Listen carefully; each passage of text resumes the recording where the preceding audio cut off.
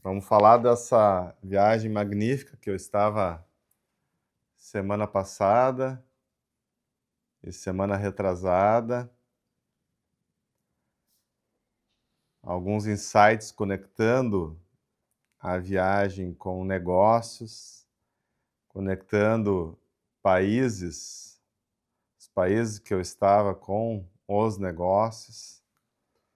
Eu, quando estou viajando, acabo sempre querendo conectar as experiências, eu sempre fico com aquele olho atento para conectar as experiências com as oportunidades de desenvolver tanto os meus negócios quanto os negócios que os meus mentorados também participam, né? Então, estou sempre com o radar. E é claro, eu tive agora 2 semanas que eu não estava presente, né? Nas lives, a gente deu uma pulada, mas voltando agora com a live número 96. Então, nós vamos fazer 100 lives nesse modelo aqui, né, de quarta-feira. Então, são 96 semanas. Das 96, eu acho que essas duas eu não estava online, e eu acho que mais uma. Ela estava na Antártica. Também não rolou live. Mas é um investimento pessoal importante de estar aqui semanalmente ao vivo, nas quartas-feiras, para entregar conteúdo que faça alguma diferença na vida de vocês, ou na vida pessoal, tanto que teve muita live sobre gestão das emoções, sobre comportamento, e também sobre os negócios, né?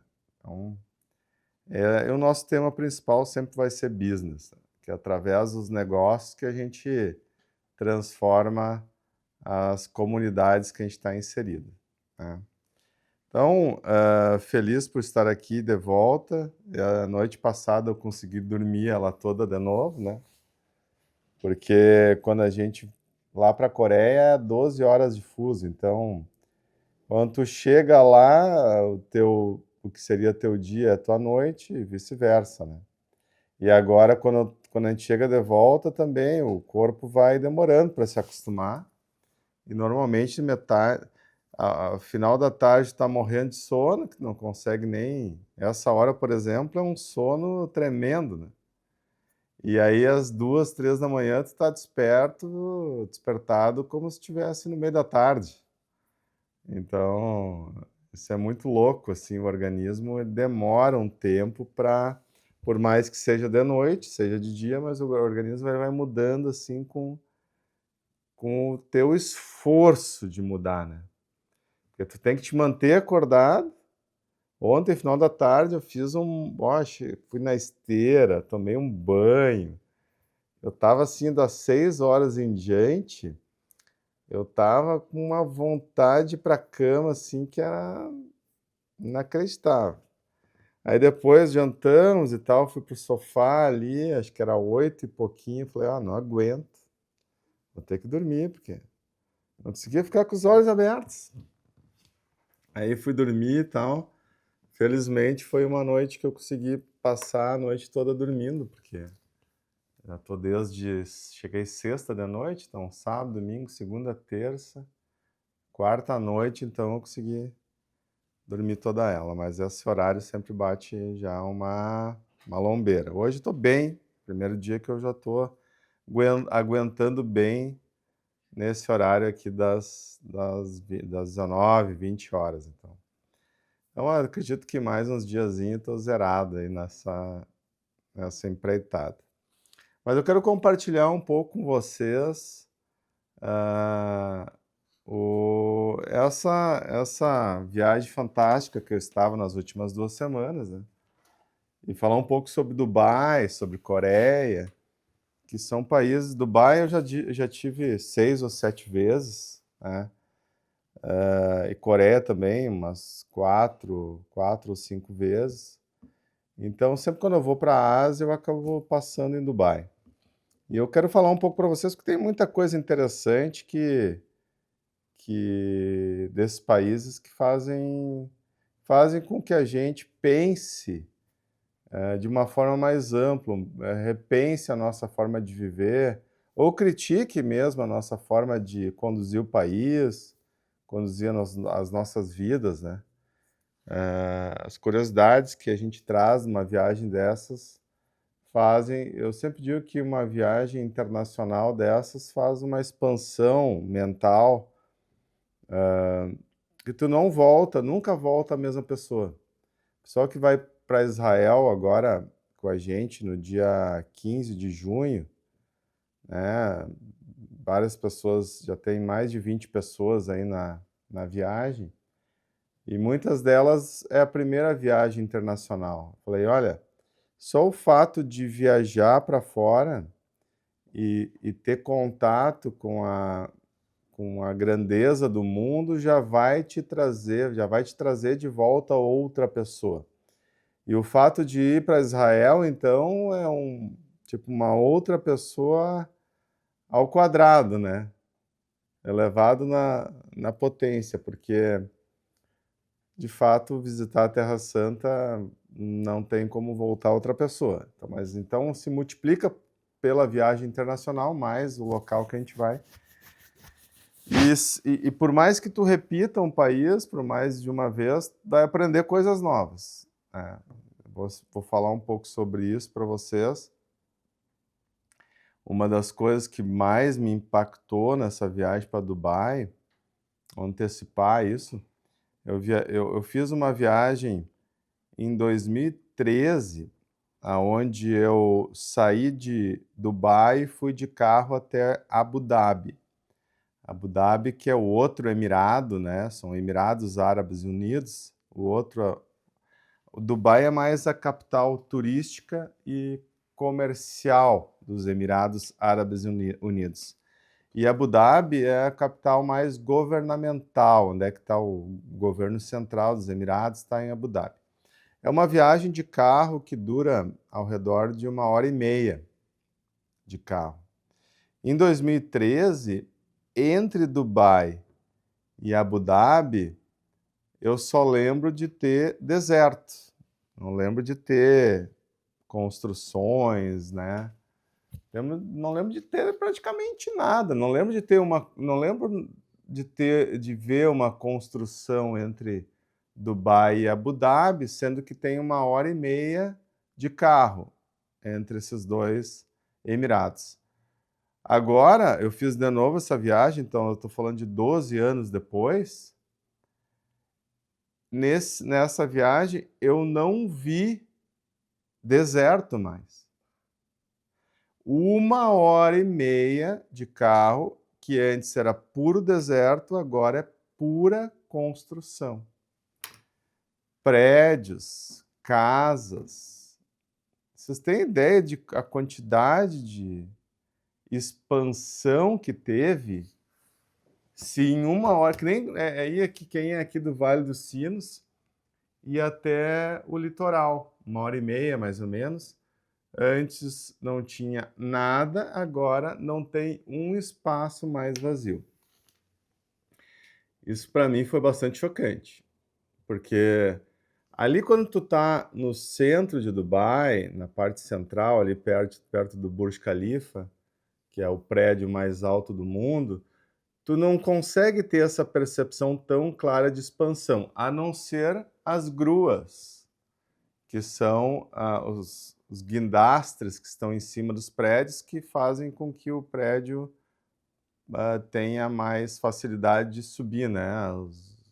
Puxa para cima os materiais, tudo mais, são as gruas. Até teve um dado que, quando Dubai estava trabalhando para a expansão, para realizar a feira global, que era lá, mais de 60%, se não me engano, 60% das gruas disponíveis no mundo estavam em Dubai. Mas o que eu estava dizendo é que ali na parte central, tu não tem tanta noção dessa expansão. Mas fazendo essa viagem Dubai-Abu Dhabi, eu pude ver que é brutal, assim, a expansão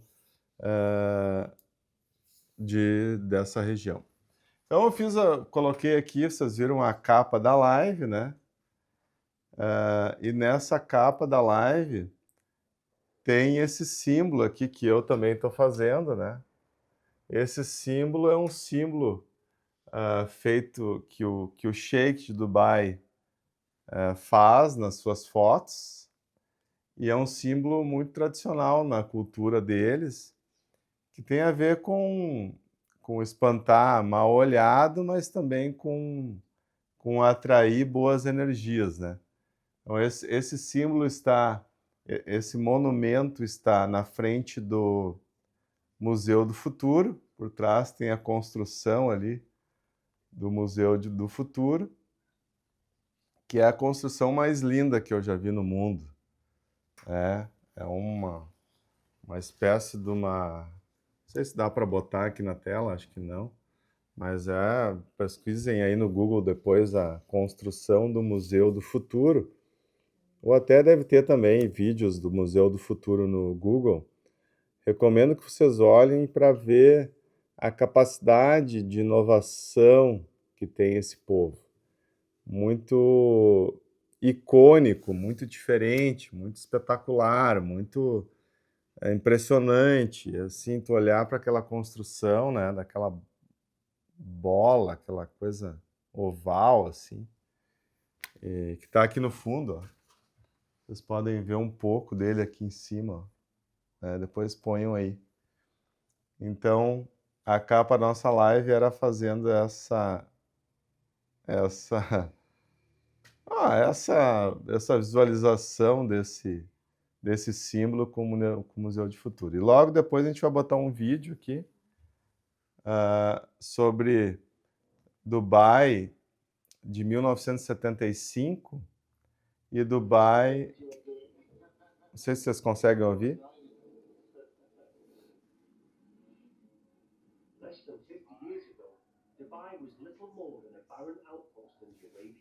50 anos atrás.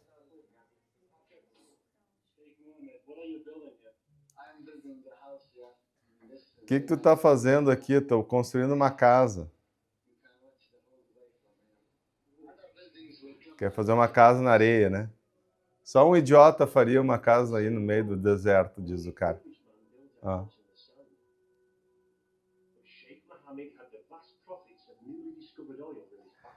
Então ele tinha esse sonho de transformar essa região num lugar próspero, né? Aí começou, em 1975, essa filmagem aí.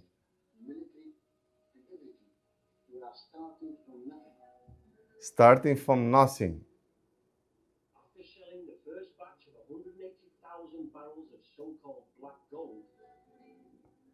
Foi logo depois da primeira batelada, né, da primeira exploração do petróleo.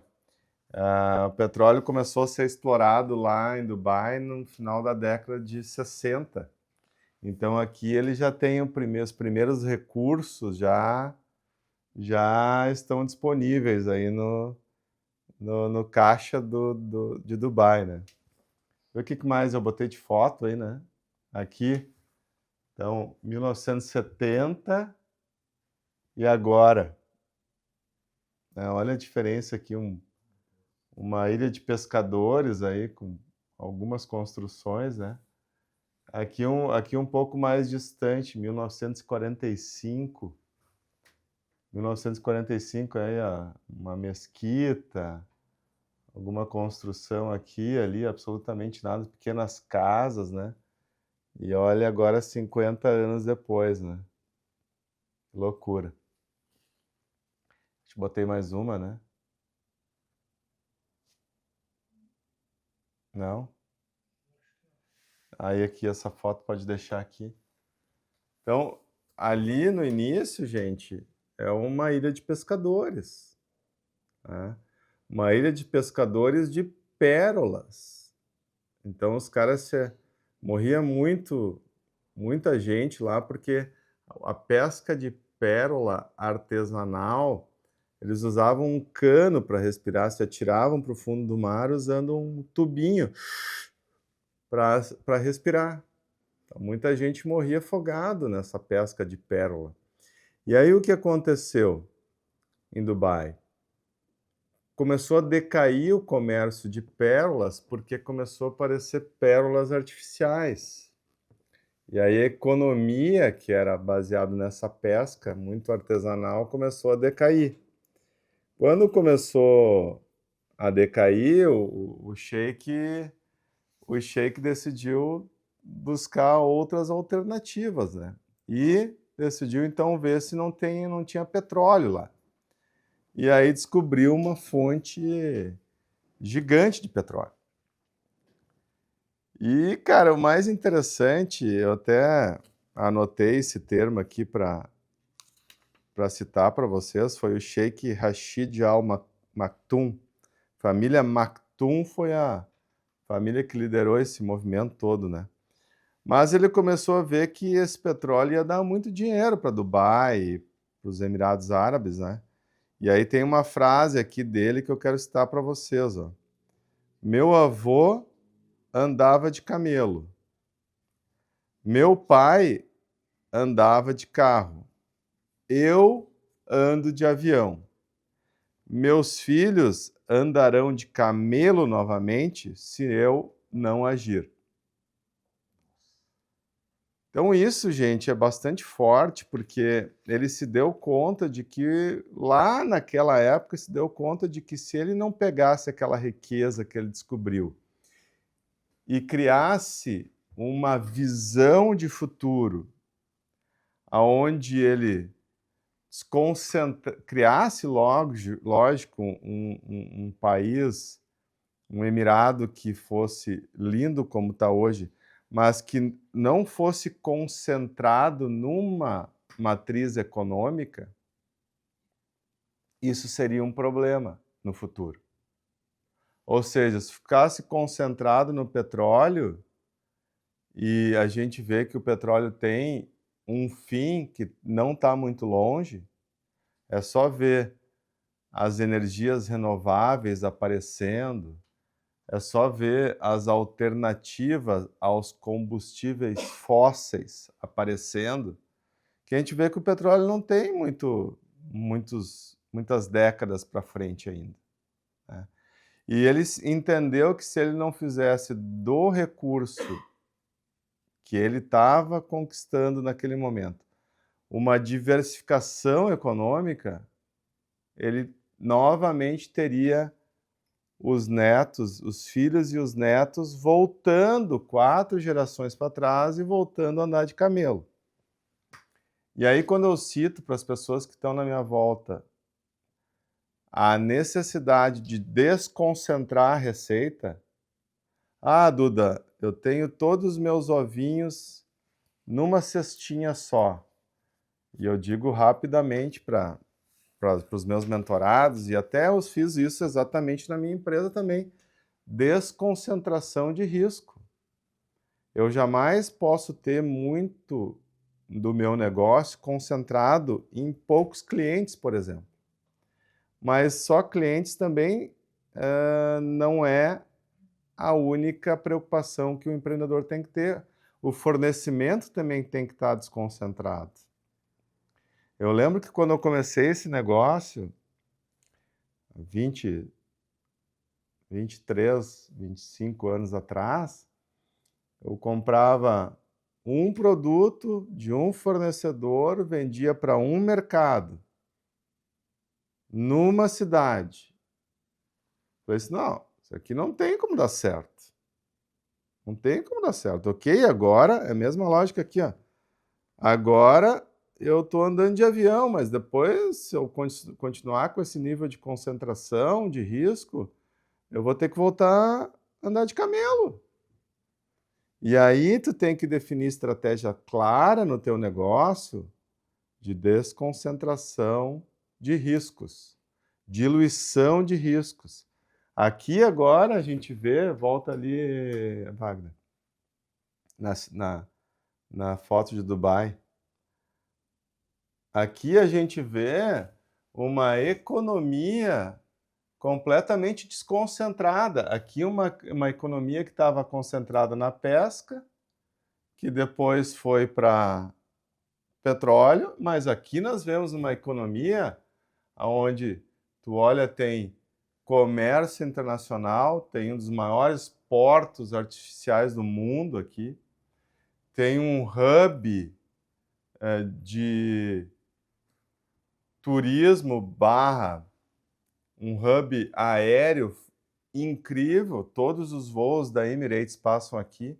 E se pegar um voo para qualquer lugar da Ásia, ou até se tu passar a Europa para lá, São Paulo vai parar, qualquer voo da Emirates vai parar em Dubai. Qualquer voo vai parar no Catar, vai parar lá num hub no Oriente Médio. Então, se vocês um dia passarem lá, quem ainda não passou, vai ver que não para, é um avião, é um A380 atrás do outro, pousando em Dubai e decolando. Porque chega lá, está num dos maiores aeroportos do mundo, fica 3, 4 horas lá e pega o outro voo e vai para a cidade final.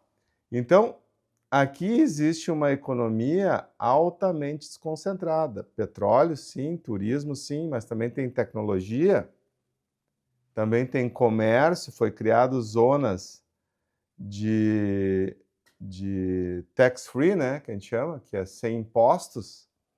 Então, passa por aqui, não tem imposto em Dubai, gente. Por que que o pessoal, os ricos estão morando lá? Porque não tem imposto sobre a renda. Então, por que que a Ferrari é barata lá?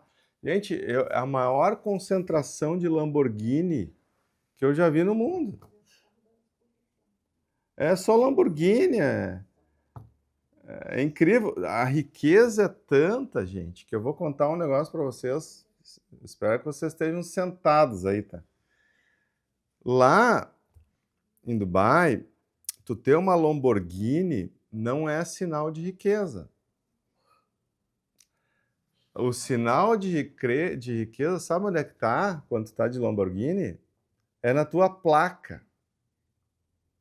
Porque se tu tem uma Lamborghini que tem 5 dígitos na tua placa, tu é um chinelo. Agora, se tu tem uma placa com 1 ou 2 dígitos, por exemplo, P11, tu pagou 50, 60 milhões de dirhams para aquela placa. E a Lamborghini, tu pagou 5 milhões. A placa vale 10, 20 vezes mais do que o carro.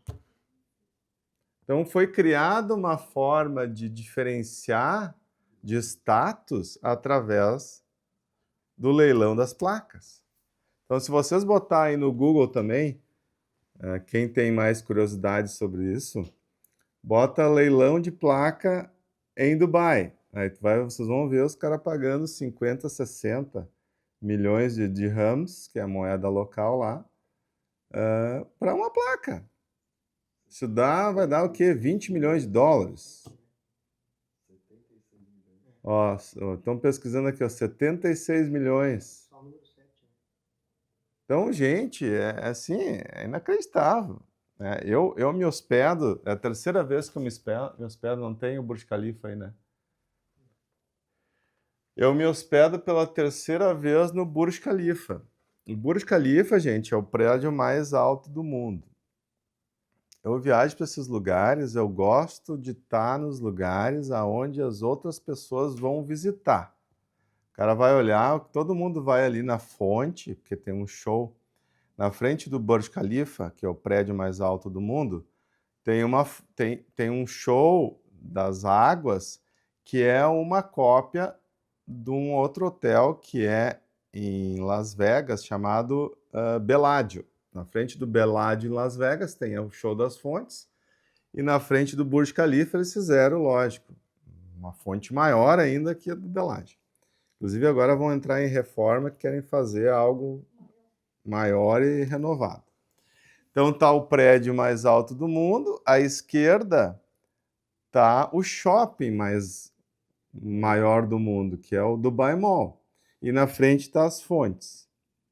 Então tu olha eu várias vezes saía do Burj Khalifa e caminhando pela frente, pode ir por dentro do shopping até, do hotel até o shopping, mas tu pode ir por fora. Eu gosto de ir por fora, que daí tu já vê o movimento ali na frente, né? Então, gente, assim, ó, chegava a ver as 5 Lamborghini junto. A quantidade de pujança, né? E dentro desse hotel, dentro desse prédio, que é o prédio mais alto do mundo, tem um hotel da Armani. Então tem 2 hotéis de Giorgio Armani no mundo. Um é na Itália, se não me engano, em Roma, e o outro é no Burj Khalifa.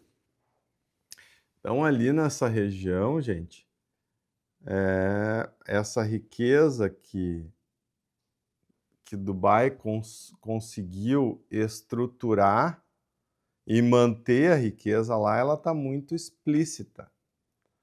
E a gente olha e vê a capacidade, a força que tem uma visão. Quando um sheik olha assim, ó, se eu não fizer o correto, que tem que ser feito com esse recurso, que é desconcentração de risco, essa visão de futuro que ele teve de não construir uma economia 100% ancorada no petróleo, fez com que essa riqueza dos Emirados Árabes, especialmente de Dubai, porque é o Emirado que eu mais tive, ela não vai acabar nunca. Vai acabar nunca. É um negócio que vai se sustentar por séculos. Nós não vamos estar mais aqui e aquela região lá vai só prosperar. E isso é muito evidente nessa viagem que eu citei de Dubai a Abu Dhabi, aonde não tem mais espaço, não tem mais deserto lá em volta da rodovia, é só construções, né? Então anotei mais assim, ó, visão clara, com os prazos definidos, muito claro isso em Dubai. Uma execução muito acelerada, tu vai um ano, vai o outro, o prédio está pronto, né? Outra coisa que é muito forte lá é a tecnologia e a inovação também, né? Vou até mostrar para vocês aqui a foto, passa ali as 8 leis. Aqui, essa foto aqui eu tirei no aeroporto de Dubai, saindo do lounge executivo da Emirates. Eu tirei essa foto que é os 8 princípios de Dubai. Para vocês verem que isso está espalhado. Aqui também eu cito, linkando com a nossa realidade, a criação da cultura consciente. Não só nas organizações, que é fundamental. Quais são os valores da tua empresa? Quais são as diretrizes estratégicas? O que é diretriz estratégica, Duda? Visão, missão e valores. E tem que estar espalhado pela tua empresa. Eu cito até, esses dias eu fiz uma volta aqui, mostrei os valores nas portas. Lá, gente, os princípios estão espalhados pelos ambientes. E aqui eu estou saindo, estou dentro do aeroporto aqui. Tirei uma foto para mostrar para vocês. Aqui, ó. A união é princípio fundamental. A união dos Emirados Árabes, né? Ninguém está acima da lei. Estou traduzindo aqui, está em inglês, tá? Nós somos uma capital dos negócios. Fatores que dirigem o nosso crescimento. Uma sociedade, nossa sociedade é única e personalizada. Nós acreditamos na diversificação da economia. Uma terra dos talentos, os talentos humanos que eu cito sempre, né? Uma terra que valoriza os talentos. Nós nos preocupamos pelas futuras gerações. São princípios que regem esse país. São princípios que estão enraizados nesse país. Então, olha, na nossa vida pessoal, como é importante ter claro quais são os nossos valores, né? Um trabalho que a gente faz, já fiz algumas vezes com a liderança aqui da APTA, é pegar 100 valores e fazer cada um individualmente, fazer uma seleção para chegar em 3 valores fundamentais. Isso é um trabalho que cada um de vocês deveria fazer. É um trabalho que bota no Google aí. Quero definir meus valores. Pega uma tabela de 100, aí tem uma técnica que tu vai cortando. Corta metade. Aí corta mais a metade. Corta a metade, quando vê sobra 3. Aí até esses 3 valores vão te ajudar a guiar a tua própria vida. Quando tu tomar uma decisão importante, tu pensa o seguinte: está alinhado com os meus valores?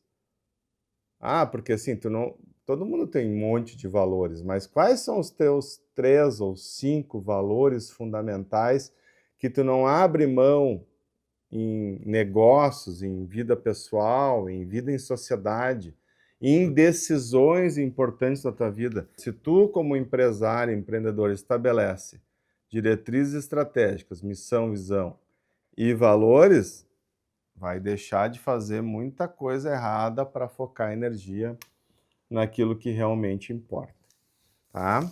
Então, isso eu queria citar para vocês, que Dubai ensina muito, né? Desconcentração de risco, diversificar antes da escassez, né? Mentalidade de criar valor onde antes só havia areia. Isso é muito louco, né, gente? É muito louco pensar no que era aquilo lá e no que hoje é os Emirados Árabes Unidos, né? E essa riqueza toda que foi descoberta lá poderia beneficiar apenas um pequeno grupo. É claro que a gente vê, os sheiks têm uma vida, são os caras mais ricos do mundo, né? Porque eles nem estão na lista da Forbes lá, que aparece o Elon Musk lá como o cara mais rico do mundo, com mais de 300 bi de dólar. Mas, sinceramente, os sheiks não estão nessa lista, né? Que é 300 bi de dólar pro Al Shain, agora acho que é o sheik lá. Boa, deve ser dinheiro de pocket, né? De bolso, assim, de tirar, né? Porque os caras são mega trilionários, né? 300 bi de dólar ele deve tirar, deve estar na conta dele, corrente, eu acho, né? Deve gastar aí por semana, né? Os caras são muito, muito fortes, né? Isso tudo, claro, beneficia muito a eles, mas se tu olha a declaração deles, tu vê assim, olha, eu quero fazer os melhores hospitais do mundo, quero fazer as melhores escolas do mundo, porque o meu povo merece viver a melhor vida. Então, pra vocês terem uma ideia, eles estimulam o casamento entre o povo, né? Porque como migrou muita gente para lá, essa década de 80, 90, só mais menos de 30% do povo era original dos Emirados Árabes, né? Mais de 70% já era migração. Então, eles estimulam um casamento entre o povo, inclusive o sheik paga a festa e tudo mais, e dá dinheiro para quando há casamento entre o povo árabe, que no caso ali é dos Emirados Árabes, né? Para manter o DNA daquela região, né? Agora, e também ao mesmo tempo ele promove muito benefício, os sheiks promovem muito benefício pro povo local, né? Muito benefício mesmo, assim, quem é originário, quem é natural, quem é o nascido lá e casado lá com pessoas do mesmo povo, acaba tendo muitos benefícios que é promovido pelo governo, que o sheik é o cara que tem a caneta na mão, né? Então, cada emirado tem o seu sheik e tal, e aí em Abu Dhabi tem o cara que governa como se fosse um governo de estado, assim, né? Então é muito bacana a organização lá, né? Mas também tem que seguir, gente, tem que seguir à risca as leis, né? Então aqui, ó, esse princípio que eu falei ali, que ninguém está acima da lei, é muito seguido lá, né? Então tem que tomar muito cuidado, tem coisas que realmente tu é punido. A punição é muito clara lá, tá bem?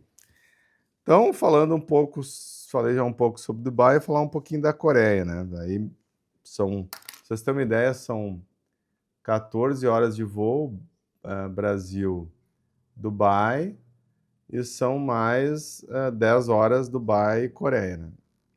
E aí, gente, chega na Coreia, o que tu encontra? Tu encontra mais um país que é de ser admirado, né? Tu encontra um país que era colônia japonesa, era um país unificado, né? E aí esse país é invadido pelo Japão. Aí vira uma colônia japonesa.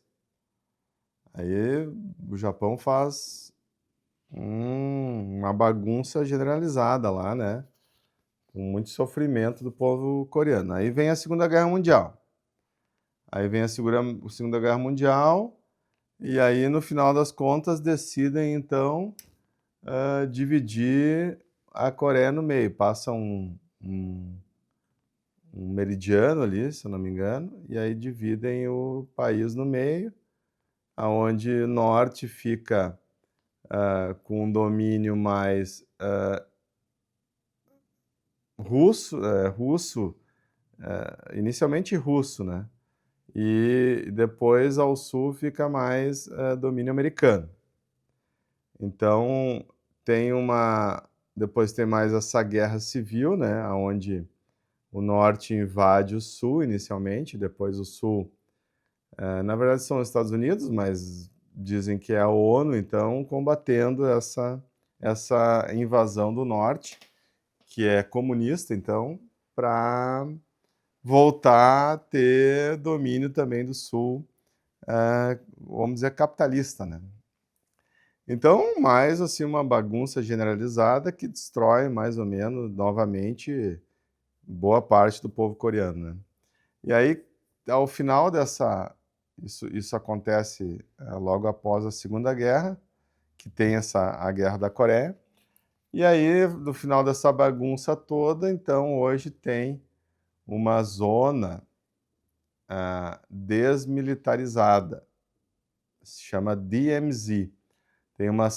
Tem cercas que dividem as duas Coreias, e 2 quilômetros para cada lado não pode ter ninguém circulando. Eu já tive 2 ou 3 vezes nessa zona fazendo uma visita, levei meus filhos lá. Meus filhos foram comigo para a Coreia quando fizeram 16 anos. Quando o Theo fez 16 anos, viajou comigo para a Coreia. E o Henry, quando fez 16 anos, viajou comigo para a Coreia. E eu levei eles para essa DMZ, que é a zona desmilitarizada. Muito louco ver aquilo, né? Porque não deixa de ser Coreia. Só que o problema é que essas desorganizações que acontecem fazem com que um povo seja dividido por desordem política, desordem de comando, disputa de poder, né? Porque se vocês olhar ali, tem uma entrada, o povo da Coreia do Sul está 100% isolado por terra. Ninguém consegue sair da Coreia do Sul se não for por avião ou cruzeiro. Tu não consegue sair da Coreia do Sul via terrestre, porque não tem conexão com outros países, só com a Coreia do Norte, e não dá para passar pela Coreia do Norte. Então pensa coisa esquisita. É como se nós aqui no Rio Grande do Sul tivéssemos, então, na nossa fronteira agora uma cerca aqui. Aí como é que a gente faz isso, né? Então, é isso que vive o povo lá. Aí, com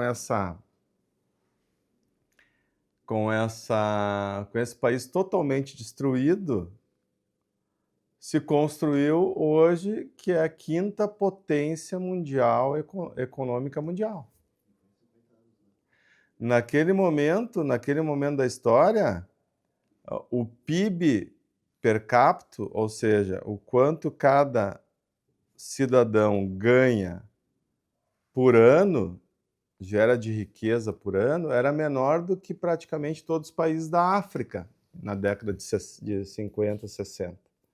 Década de 60. E aí, como é que pega um país desses, totalmente destruído, eu estou falando agora da Coreia do Sul, obviamente, e transforma num país que é a quinta potência mundial? De novo, muita visão. E aí eu botei aqui os investimentos, ó. Investimentos em educação, engenharia, exportação e tecnologia. Se criaram grandes grupos econômicos na Coreia, um dos quais eu tenho muito orgulho de ser distribuidor exclusivo no Brasil, que é a antiga Samsung e agora a Lotte Chemical. Sou distribuidor exclusivo, tenho um contrato de exclusividade, todos os produtos vendidos pela Lotte Chemical para a indústria automobilística no Brasil passam por mim, passam pela Apta Resinas. Então, dessas grandes empresas, eu vou citar algumas, ó, Samsung, LG, né, a LG, esse Samsung, eles falam Samsung, LG, Hyundai, quantos Hyundai aí nós temos? Kia, a Hyundai inclusive comprou a Kia Motors, agora é parte do grupo Hyundai. SK Group, a Lotte Group. A Lotte, para vocês terem uma ideia, que eu distribuo no Brasil, então, é uma empresa lá que tu for para a Coreia, tu vai ver que eles têm shopping center, tem comida, tem parque de diversão, tem Lotte Tower. Lotte Tower também é um dos prédios mais altos do mundo. Tem um hotel lá chamado Signiel, já fiquei hospedado, agora fiquei no Four Seasons. É incrível, é um centro de negócios assim que é realmente também muito fora da curva.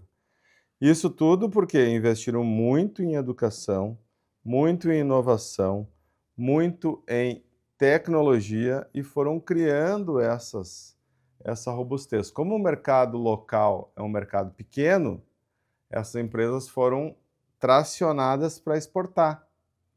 Então, a Coreia é um dos maiores exportadores de plásticos do mundo, porque matéria-prima tem lá, então desenvolveu companhias que suprem o mundo com matéria-prima.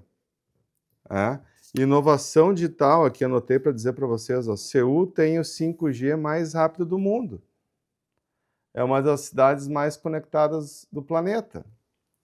Coreia do Sul é top 3 global em leitura, matemática e ciências. Para vocês verem o investimento robusto que esses países fazem em desenvolver a parte cinzenta. Por que a gente vê esse destaque mundial, tanto de Dubai quanto da Coreia? A Coreia estou completamente fora da curva. Por quê? Porque investe em educação, investe em conhecimento. É isso que eu falo muito na mentoria também.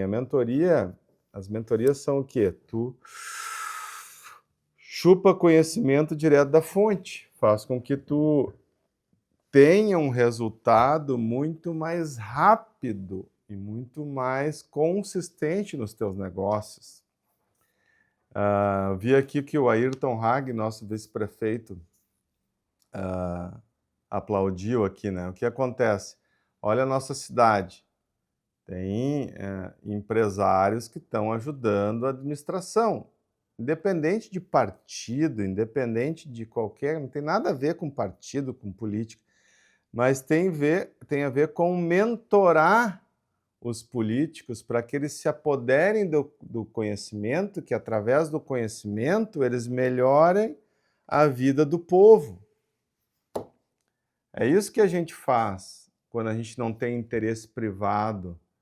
Nós temos interesse em melhorar a vida do povo. Os grandes líderes não estão preocupados com retornos privados, porque já tem o dinheiro que eles querem, que eles precisam.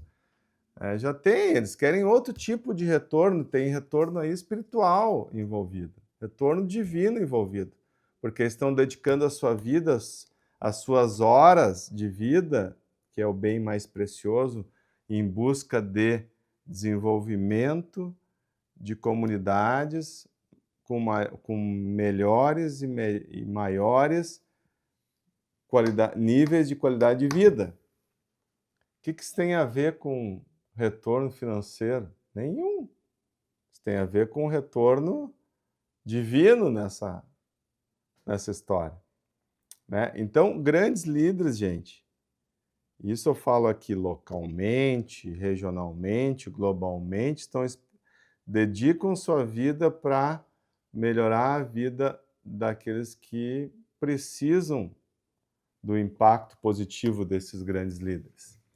E países como Dubai e Coreia, tu vê muito claramente, claro, são mil maravilhas? Lógico que não. Mas enquanto nós tivermos na liderança pessoas, empreendedores que querem realmente uma melhor qualidade de vida do povo em geral, a gente vai ter sucesso. Ponto. Né? Então, o que a gente vê mais lá, gente? Eu queria citar para vocês. Excelência exige repetição disciplinada. Muita disciplina nesse povo. Né? Mentalidade de crescimento contínuo. Por que Dubai, então, não para de construir coisas novas? Eu tive agora lá, eu fiz duas, eu já meio cansado já de fazer as mesmas coisas, né? Porque estimulam muito o passeio no deserto e tudo mais. Dessa vez eu fiz duas coisas que antes não tinham lá.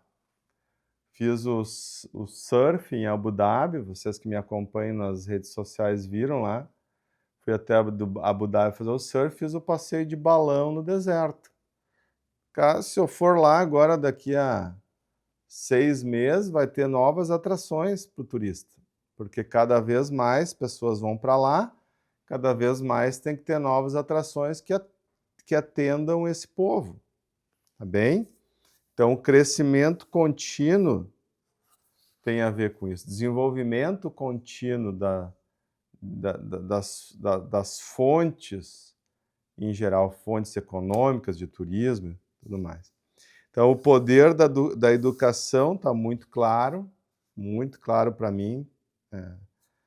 E essa educação empreendedora está muito claro também lá. Né? Tu vê, em Seul também é impressionante, especialmente em Gangnam. Tem ali, vocês conhecem aquela música, Opa, Gangnam Style, essa música, ela é uma sátira dessa região de Seul chamada de Gangnam. É impressionante. Se tu for nesse Lotte Tower aí, que tem esse hotel chique, é Ferrari, é Lamborghini, é Bentley, só o que chega lá. É muita riqueza. Duda, mas também tem coisas negativas. Tem. Mas estamos citando aqui exemplos para que a gente se espelhe, para que a gente olhe para a nossa realidade e enxergue oportunidades de nos tornarmos um povo melhor. Né? E inovação, gente. Inovação é algo que tu vê permanentemente, como eu já falei, como se tu viajar e procurar questões turísticas, a cada vez que tu for voltar lá, tu vai ver coisas novas. Né? Tá bem? Era isso que eu tinha para vocês, eu tinha mais coisas aqui, mas para não me tornar repetitivo, era isso que eu tinha para resumir. Já estou quase uma hora, achei que tinha passado meia. Para resumir para vocês essa viagem maravilhosa. Vamos pegar esses exemplos e colocar na nossa vida, eu olho aqui para baixo, porque eu estou me vendo aqui, mas na verdade eu deveria só olhar para aquela câmera ali. Mas pegar esses exemplos aí e colocar na nossa rotina. Pesquisem um pouco aí, avancem nos estudos, olhem um pouco vídeos sobre essas regiões, porque vocês vão realmente se inspirar e ter ideias novas de o que fazer de mais nas nossas cidades, nas nossas regiões, na nossa vida. Tá bem? Só um minutinho para a nossa mentalização final, para a gente fechar o nosso encontro de hoje, pós-viagem aí. E semana que vem é 97, 98, 99, tem mais 4 lives nesse modelo, aproveitem. Depois nós vamos mudar o modelo para que continue sendo interessante o conteúdo para todos vocês que nos assistem online e depois, né, essa live sempre está ficando gravada, que fica também, tem muitas visualizações lá no YouTube. Tá bem? Vamos para o nosso minutinho de fechamento. Agradecer, Pai, por toda a tua bondade, toda a tua misericórdia, que se renova a cada dia. Obrigado pelo teu amor, obrigado pela tua força, que tu continue colocando em nossos corações desejos positivos para nós e para todos que nos cercam. Que a tua energia se renove a cada dia no nosso peito, que a tua força seja a nossa força, que o teu desejo seja o nosso desejo, que a gente viva pelo reino, que a gente viva pela força, pela vontade de estabelecer cada vez mais o reino de Deus aqui na Terra. Que tu abençoe, Pai, cada vida que aqui esteve hoje conectada e vai assistir depois gravada essa live. Que tu abençoe cada um com muita saúde, com muita sabedoria, com muita prosperidade, com muita abundância e com muito desfrute. Sabedoria é nos dar a capacidade, nos dar o entendimento de dedicar a nossa vida para o propósito, ouvindo o que tu espera da gente, Pai. Que a gente tenha essa sabedoria de seguir a nossa vida fazendo aquilo que Deus espera da nossa vida aqui na Terra. É isso que eu peço, é isso que eu desejo e é isso que eu profetizo em nome do Pai, do Filho e do Espírito Santo. Amém. Valeu, galerinha. Obrigado, gratidão por mais essa semana. Tamo junto, bora pra cima e pau na máquina. Bora! Tamo junto. Até quarta que vem no mesmo bate local. Tchau, tchau.